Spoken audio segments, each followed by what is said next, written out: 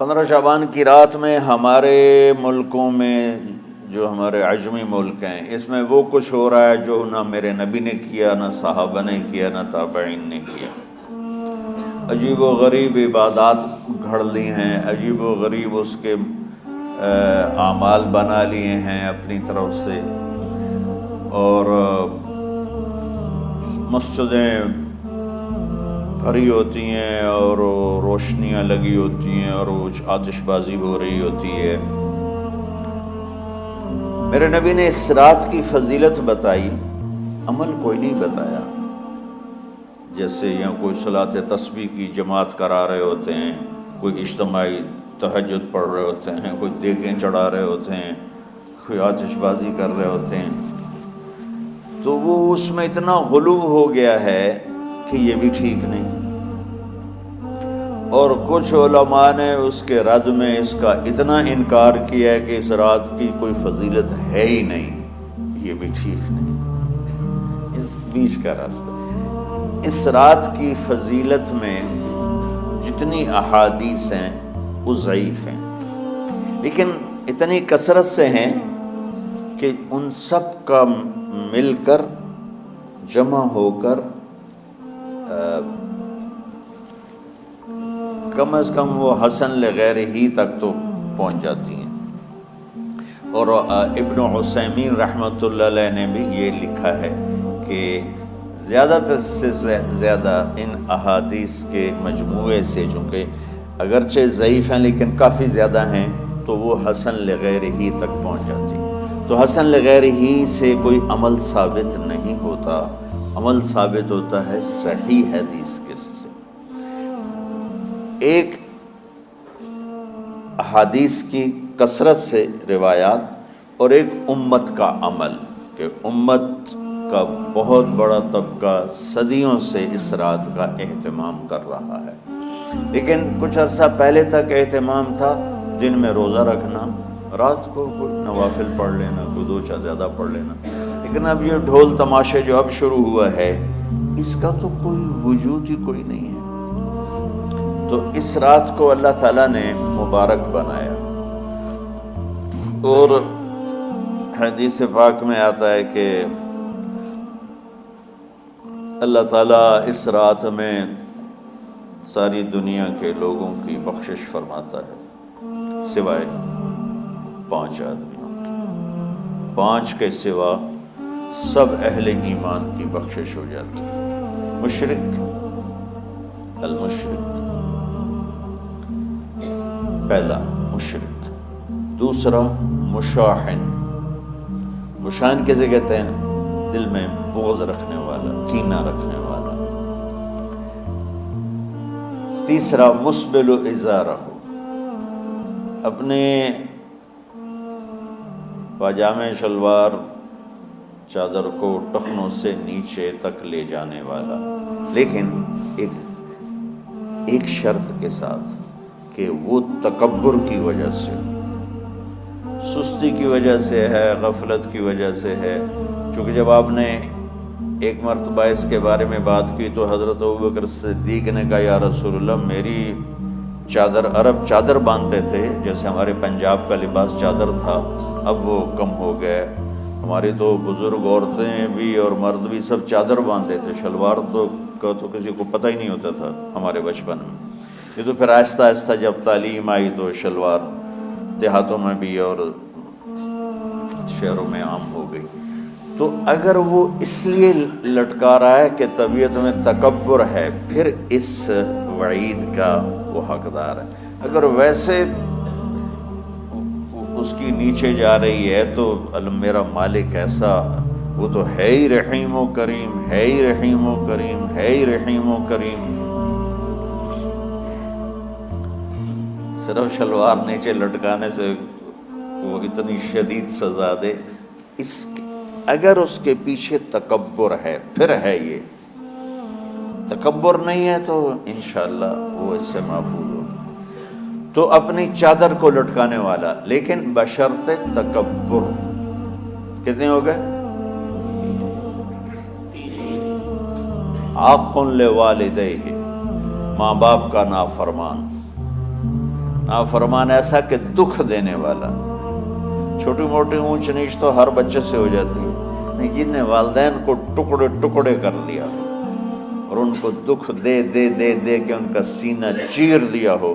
چونکہ آپ کہتے ہیں پرزے پرزے کرنا کسی چیز کو، تو اپنے دکھ دے کر اپنی بدتمیزی کے ساتھ اس نے ماں باپ کا دل زخمی کر دیا ہو، ایک یہ نہیں معاف ہوتا. 5واں مدمن خمر، مسلسل شراب پینے والا، مستقل جو شراب کا عادی ہو. ان 5 کو مؤخر کر دیا جاتا ہے. معافی نہیں ہونے کا مطلب یہ نہیں کہ اللہ تعالیٰ کبھی معاف نہیں کرے گا. معافی نہ ہونے کا مطلب یہ ہے کہ یہ 5 ایسے گناہ ہیں کہ اس کی وجہ سے بخشش رک جاتی ہے. اگر وہ شرک سے نکل آئے، وہ کینہ سے نکل آئے، وہ تکبر سے نکل آئے، وہ والدین کی نافرمانی سے نکل آئے، شراب چھوڑ دے، تو ان کی بھی بخشش ہو جاتی.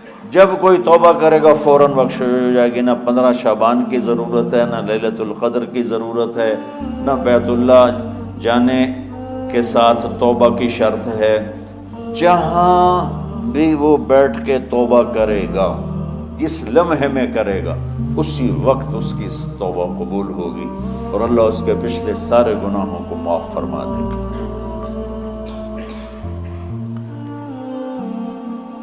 دن کا روزہ، رات کا قیام، زیادہ زیادہ قیام سے مراد نوافل ہیں. کوئی گھر میں پڑھ لے، کوئی مسجد میں پڑھ لے. نوافل نفلی عبادات گھر میں ہی افضل ہوتی ہیں. میرے نبی سنتیں ہمیشہ گھر سے پڑھ کے آتے تھے. تہجد اپنے گھر میں پڑھتے تھے، مسجد میں نہیں پڑھتے تھے. سوائے اعتکاف کے آپ اپنے نوافل سنتیں سب گھر میں پڑھتے تھے اور مسجد میں صرف فرض آ کے ادا فرماتے تھے. اور اس کے بعد بیٹھنا ہوتا تھا تو بیٹھ جاتے تھے، اٹھنا ہوتا تھا تو اٹھ جاتے تھے. تو اعتدال اللہ کو ہر چیز میں پسند ہے.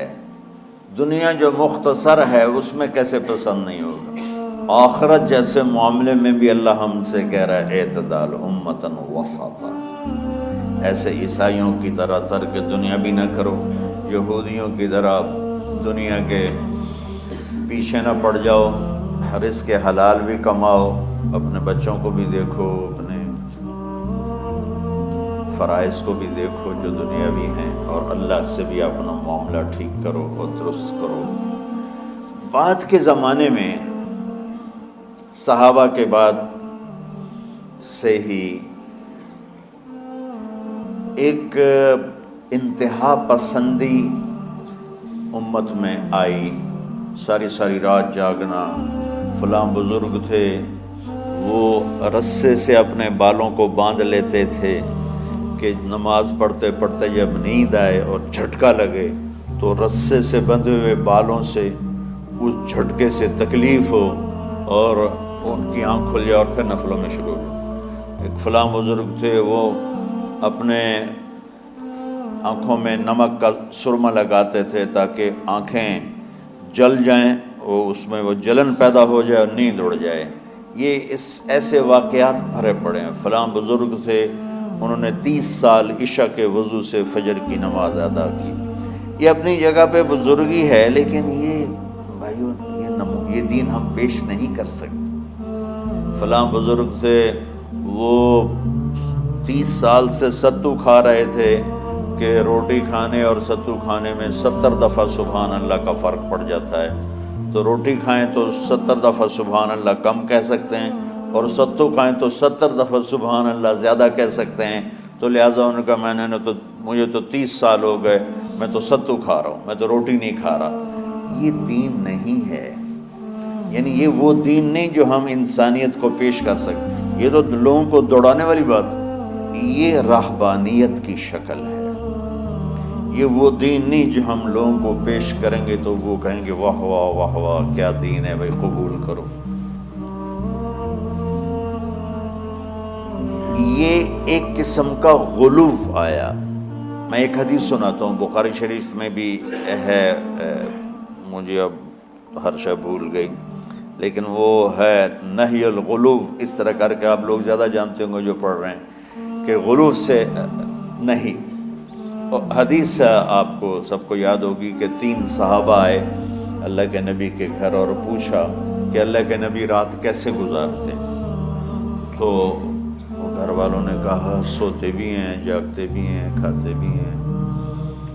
تو وہ تینوں آپس میں کہنے لگے وہ تو نبی ہیں، سوئیں بھی تو کوئی بات نہیں، اور شادی ہے کوئی بات نہیں، ہم تو نبی نہیں، ہمیں تو کچھ کرنا چاہیے۔ ایک نے کہا کہ میں ساری زندگی روزہ نہیں چھوڑوں گا، ایک نے کہا کہ میں ساری زندگی سوؤں گا نہیں، ایک نے کہا میں ساری زندگی شادی نہیں کروں گا۔ تو دیکھنے میں تو واہ واہ کیا بڑی بزرگی ہے بھائی، بڑے بزرگ ہیں۔ ہمارے نبی کو پتہ چلا، آپ نے تینوں کو بلا لیا، کہا تم مجھ سے زیادہ اللہ سے ڈرنے والے ہو، میں تم سے انا اتقاکم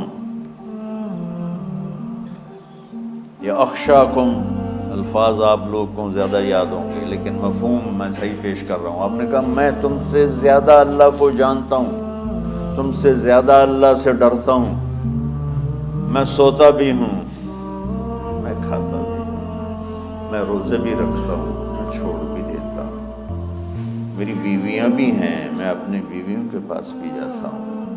تم دین میں غلو سے بچو، پہلے امتوں کو ہلاک کر دیا دین میں غلو۔ دنیا میں غلو یعنی انتہا پسندی، ایکسٹریمسٹ ہونا، دنیا ہو یا دین ہو، دونوں میں اعتدال بچو، اللہ تعالیٰ کو پسند ہے۔